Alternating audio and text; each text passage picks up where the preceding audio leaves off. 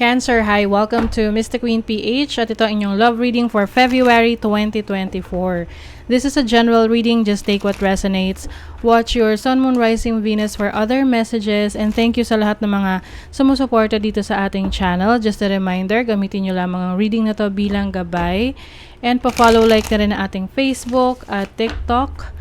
Lahat po yan, Mystic Queen PH. And also, like, share, subscribe na rin para lagi kayong updated sa ating mga readings.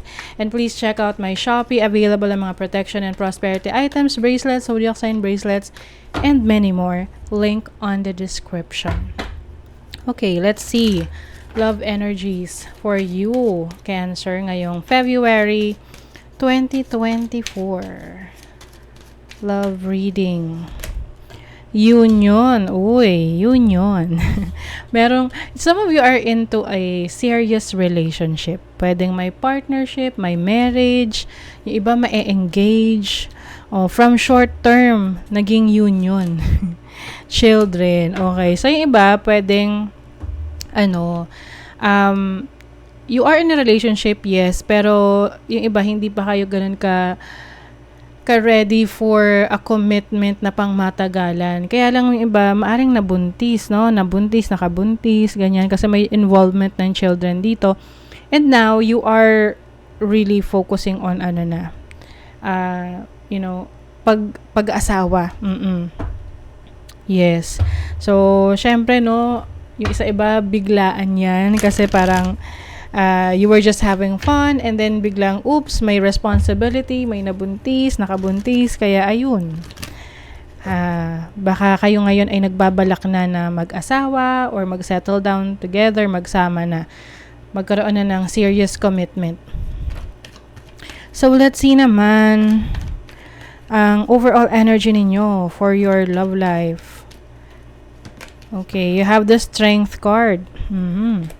You have the 9 of Pentacles, the Page of Pentacles. Okay, so some of you, nagpapakatatag talaga kayo sa situation nyo ngayon with the Strength card.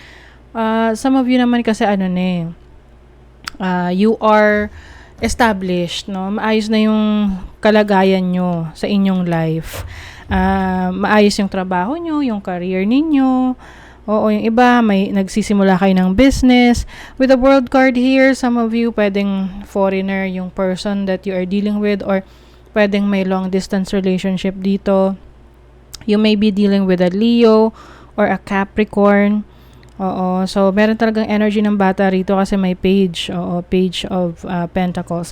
So some of you, you are nakakabigla, no, sa una dahil may biglahan kayong responsibility. But I think kaya nyo naman tong i-handle. Okay? Kaya nyo i-handle tong relationship nito. Maaring pareho naman kayo na stable na sa buhay. Maayos yung career ninyo, trabaho ninyo sa isa't isa. So, yeah. I think wala namang magiging challenge dito in the future, no? But still, let's see kung anong challenge ninyo ngayong February sa love life.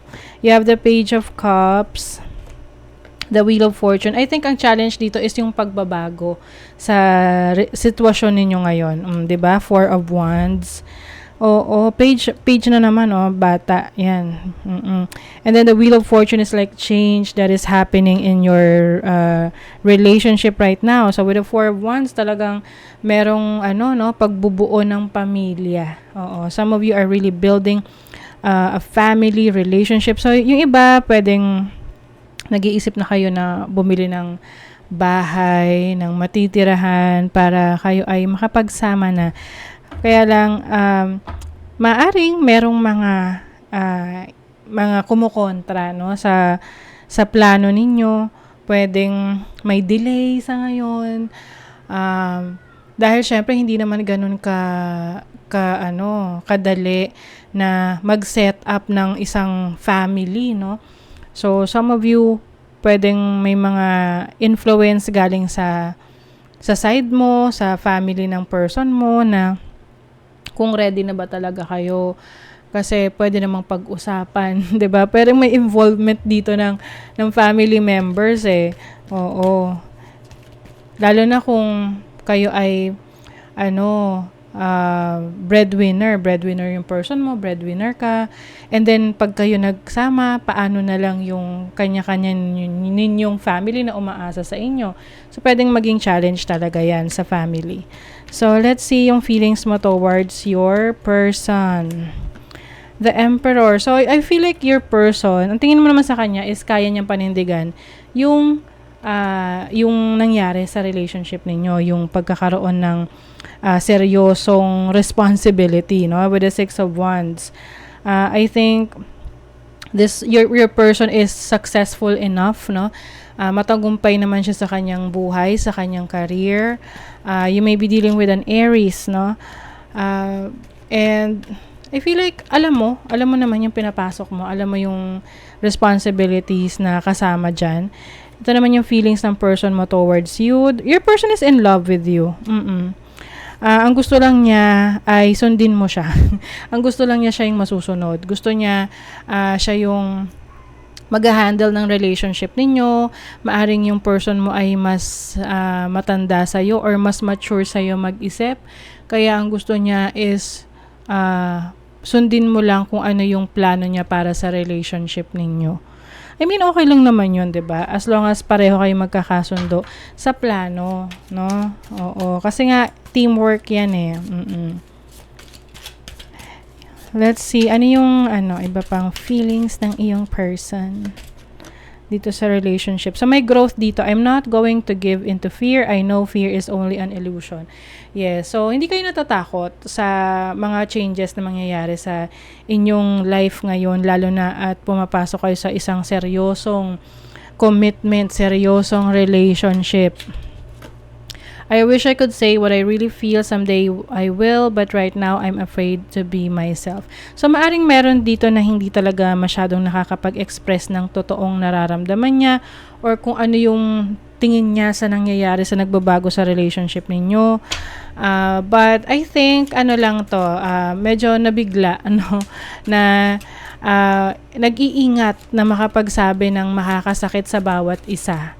Oo, lalo na kung not actually makakasakit but magiging dahilan para mag-alala yung bawat isa sa sitwasyon ninyo. There are messages being exchanged through music and movies. Listen carefully and trust what you hear. So I think isa sa nagbubuklod sa inyo ay music. Pareho kayo ng hilig ng music or isa yan sa naging reason kung bakit kayo nagkita or nagkakilala is through music. But I think you are really connected spiritually on a spiritual level. You really know, alam nyo kung paano nyo, alam nyo kung ano yung kilitay ng bawat isa. Kumbaga. And also, I think nararamdaman nyo naman, no, kung merong problema. Pareho kayong intuitive, no. So you can easily feel what the other person feels. Ang importante lang dito, open yung communication ninyo para maiwasan yung misunderstanding. Okay? So that is your reading, Cancer. Thank you so much. Bye.